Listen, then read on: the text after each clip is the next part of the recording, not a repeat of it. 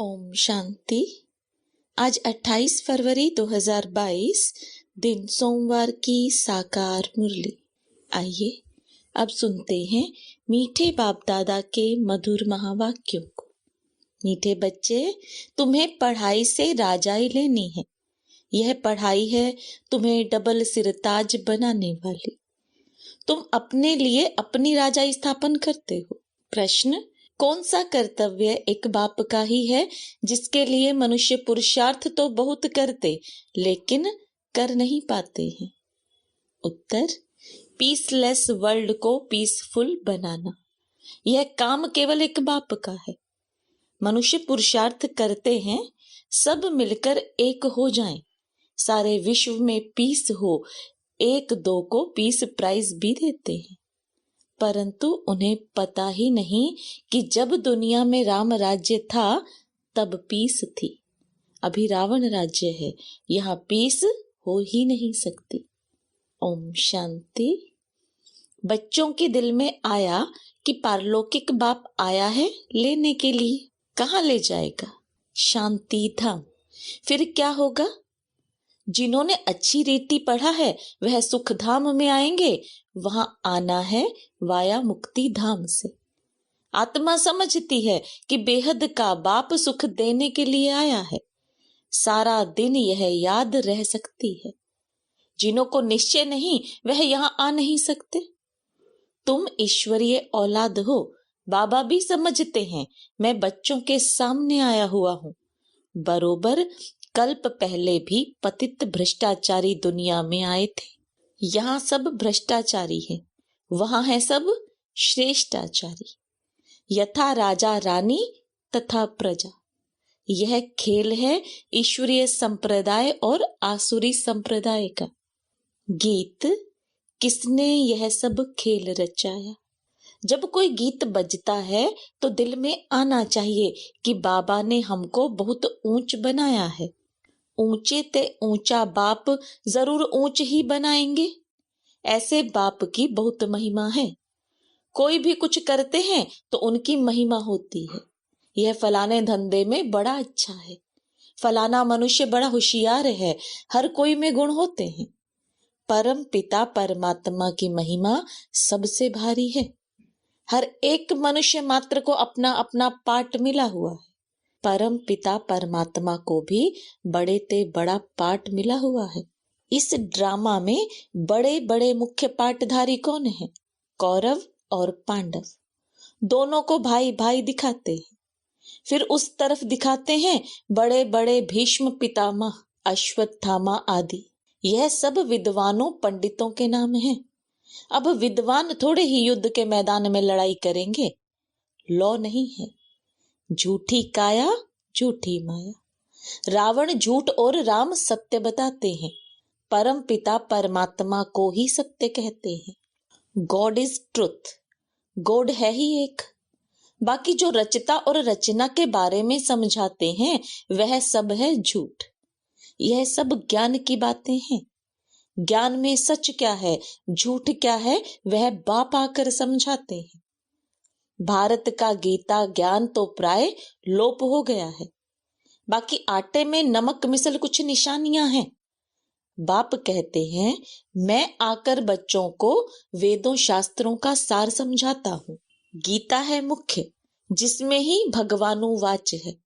बाप कहते हैं तुमने श्री कृष्ण भगवान का नाम लिख दिया है, परंतु बाप आकर समझाते हैं जिसको तुम भगवान कहते हो वह तो सतयुग का फर्स्ट प्रिंस है। वह पहले पहले मेरे से विदाई ले मुक्ति धाम से आया था, सतयुग का प्रिंस बनने। अच्छा, श्री कृष्ण की इतनी महिमा है, उनका बाप भी तो होगा ना। जैसा बाप वैसा बच्चा। श्री कृष्ण के बाप की महिमा कहाँ गई? उसने किससे वर्षा लिया? श्री कृष्ण है सतयुग के आदि का। स्वयंवर बाद लक्ष्मी नारायण बने हैं। कितने धनवान थे। इतना धन उन्हों के पास कहां से आया? इस समय तो कुछ भी नहीं है। क्या हुआ? इतने पदार्थ कहां से और कैसे मिले? किसने दिया? तुम बच्चे जानते हो कि बेहद के बाप ने पढ़ाया। इस पढ़ाई से बरोबर तुम सतयुग के राजा बनने वाले हो। वह जो अल्पकाल के लिए विकारी राजाएं बनते हैं, वह कोई नॉलेज से नहीं बनते हैं। जो बहुत दान पुण्य करते हैं, वह जाकर साहूकार घर में जन्म लेते हैं। यहाँ तुम पढ़ाई से राजा महाराजा बनते हो, सो भी डबल सिरताज। तो कहते हैं सब कुछ करके अपने आप छिपाया। तुम जो बच्चे हो जानते हो, बाप ने राज्य दिया था, बड़े सुखी थे। देवताओं का पूजन कितना अच्छा होता है। पूजन देखना हो तो श्रीनाथ द्वारे जाओ। देवताओं के जड़ चित्रों पर इतना माल चढ़ाते हैं, तो खुद जब मालिक होंगे तो क्या नहीं खान पान होगा। नई दुनिया है ना। नई खेती माल अच्छा देती है, पुरानी होने से ताकत कम हो जाती है। तुम बच्चों ने साक्षात्कार किया है। बाप समझाते हैं ऐसे था ना, फिर क्या हुआ। तुम्हारे ऊपर 5 विकारों रूपी माया आकर चटकी और तुम कांटे बनते गए।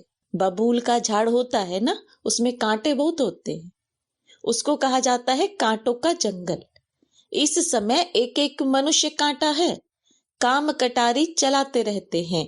माया के चटकने से रावण राज्य हो गया। तुम हो गुप्त वेश में, किसी को भी पता नहीं। तुम बच्चे अभी कल्प पहले मुआफिक श्रीमत पर चल रहे हो। सिर्फ कल्प पहले मुआफिक नहीं, कल्प कल्प के मुआफिक। तुम बैठ बाप से राजयोग की शिक्षा सीखते हो। तुम हो नॉन वायलेंस। तुम अननोन हो। तुम अपने को जानते हो, दुनिया तो नहीं जानती कि यह शक्तियां गुप्त रीति योग बल से विश्व पर अपनी दैवी राजाई स्थापन कर रही हैं। तुम हर एक अपनी बादशाही लेने का पुरुषार्थ करते हो। वह सिपाही लोग लड़ते हैं अपने बादशाह के लिए, परंतु तुम अपने लिए सब कुछ करते हो। भारत को ही गोल्डन एज बनाते हो। जो बनाते हैं वही आकर फिर राज्य करेंगे।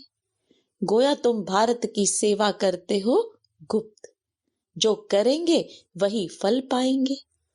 जो मेहनत कर राजा रानी व प्रजा बनेंगे वही आएंगे, भारत में ही आकर राज्य करेंगे।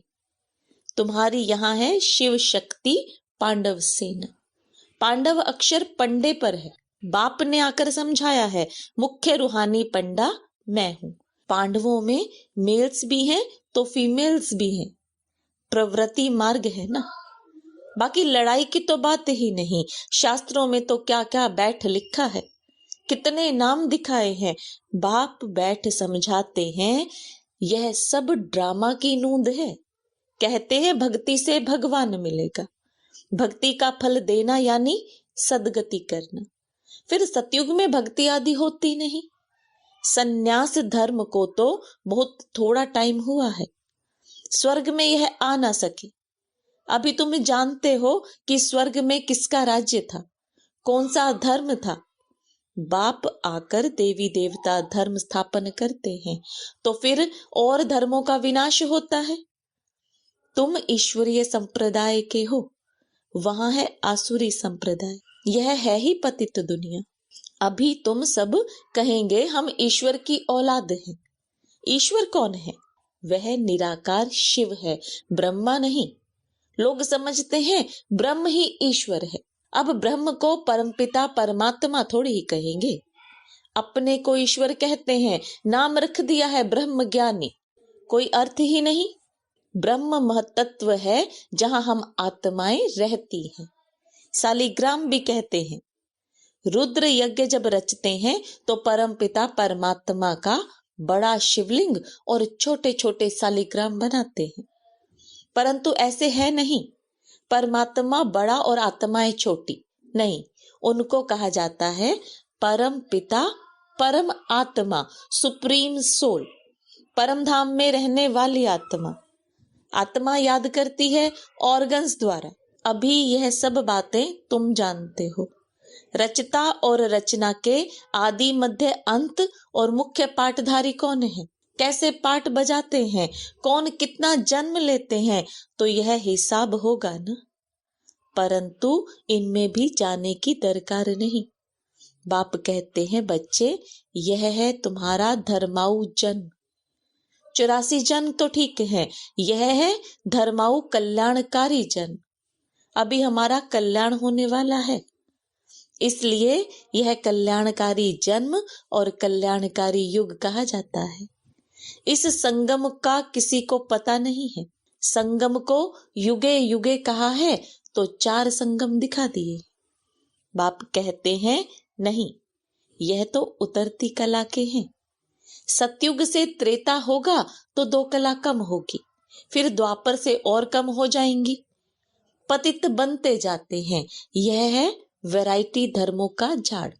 कितनी भाषाएं हैं, कितनी अशांति है। अब तुम बच्चे जानते हो, स्वर्ग में अशांति हो नहीं सकती। यहाँ बहुतों को पीस प्राइज मिलती है। पीस तो है नहीं, पुरुषार्थ करते हैं मिलकर एक हो जाए। पॉप भी कहते हैं कि वननेस हो जाए। सभी ब्रदर्स हैं, परंतु आपस में बनती क्यों नहीं है? उन्हों को ड्रामा का तो पता नहीं है। जब दुनिया में एक राम राज्य था तो पीस थी, अभी तो रावण राज्य है।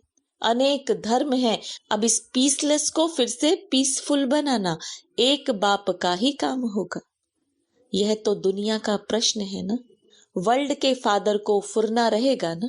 बाप कहते हैं, मैं ही वर्ल्ड को पीस में लाता हूँ। भारत में पीस थी ना, पीसलेस आत्माओं को वापस घर ले जाते हैं। वर्ल्ड के पीस के लिए वर्ल्ड गॉड फादर को आना है, उनका ही पार्ट है।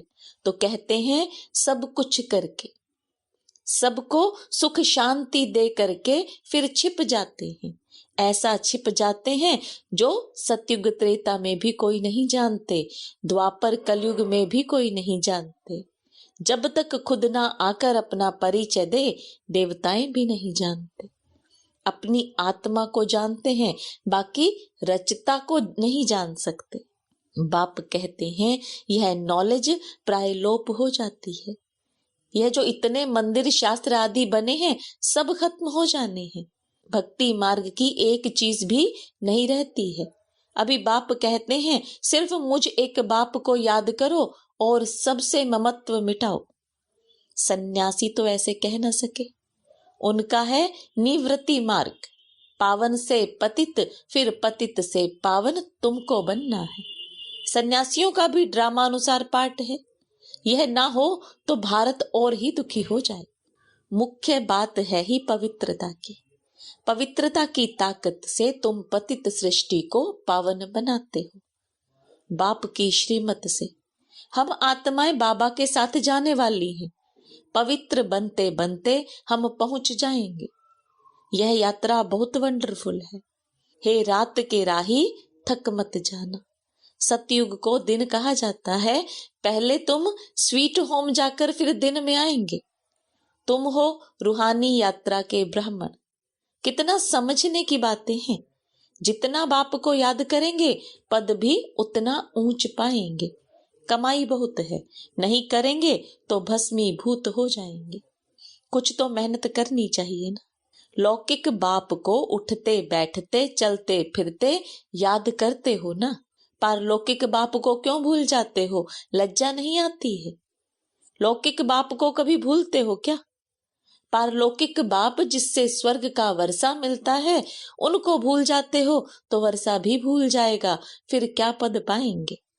युक्ति से बतलाते रहते हैं, बस बाबा आया कि आया। हमको अब यह शरीर भी नहीं चाहिए। बड़ी मीठी नॉलेज है, देने वाला भी बड़ा मीठा है। आधा कल्प दुख में याद करते आए हो। बाबा हमको सभी दुखों से छुड़ाओ। अब तुमको सभी दुखों से छुड़ाते हैं, अगर हमारी मत पर चलेंगे तो। मैं तुम्हारा बाप हूं ना, फिर क्यों कहते हो कि बाबा हम भूल जाते हैं? तुम बच्चे हो ना, शांति धाम सुख धाम में जाएंगे ना।